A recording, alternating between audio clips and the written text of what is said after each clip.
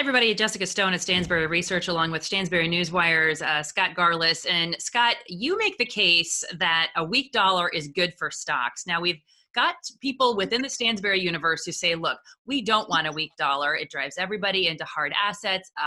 And it's devaluing our currency. This could make us lose our ability to be preeminent from a currency perspective around the world. But what is your case about why a weak dollar is actually good for stocks? Yeah, so weak dollar is good for stocks because, well, first off, things valued or denominated in the dollar are going to go up if the dollar gets weaker, simply because it takes more dollars today or tomorrow to buy the same amount of whatever asset that is as it did yesterday. You can just look at gold. So if you want to buy gold and the dollar gets weaker, an ounce of gold is going to cost more tomorrow than it did today. That's sort of simple supply demand. But yeah, so a weaker dollar helps spur economic growth. And so basically what happens is the dollar becomes weaker, the cost of foreigners to buy our goods, becomes less. So we sell more goods abroad, and that helps spur the economy. We've also talked about how this weaker dollar and the Fed action is both weakening the dollar, but also giving us more credit and more ability to spend more money in our pockets. But what that tends to do for the markets is something a little bit different than what it does for us. Like, we're encouraged as consumers to spend, but there's also a push when you put more money in somebody's pocket to invest. And have you seen that help? Do you attribute that weakness of the dollar and sort of the additional dollars out there that are weakening the dollar to the stock market rise? Yes, definitely. So one of the big things you see too is back in March, the dollar spiked because people were rushing for the safety of basically safe haven assets. And one of those safe haven assets is the U.S. Treasury or U.S. Treasury bonds. So what you have to do if you're a foreigner, you want to invest in dollars so you can then take those dollars and buy treasuries. But one of the things the Fed realized was that was taking liquidity out of the financial system. People were having a harder time getting hold of dollars because dollars were becoming more scarce.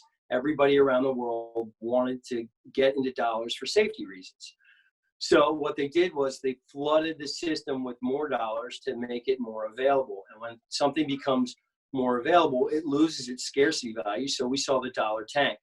Now, what money managers did, especially hedge funds, and this is just, they looked at the situation and they saw a great way to profit was they shorted the dollar and they bought stocks. So they were shorting the dollar, they were borrowing against a dollar, and they were buying stocks. And what happened was the dollar went down 10%.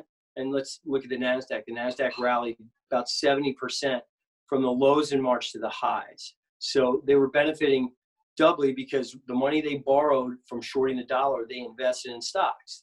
At some point, you have to unwind some of that. And that's what we've experienced recently. The dollar's seen some strength because the Europeans and the Japanese are talking about introducing more liquidity to make their currencies cheaper. So what you have to do is unwind some of that dollar short, you buy it back in, and you sell some of the stocks you bought against that short. So obviously the weaker dollar led to greater gains on the NASDAQ than it did on the S&P 500. And we know that the NASDAQ has more technology companies. A weaker dollar is good for tech. Why is it?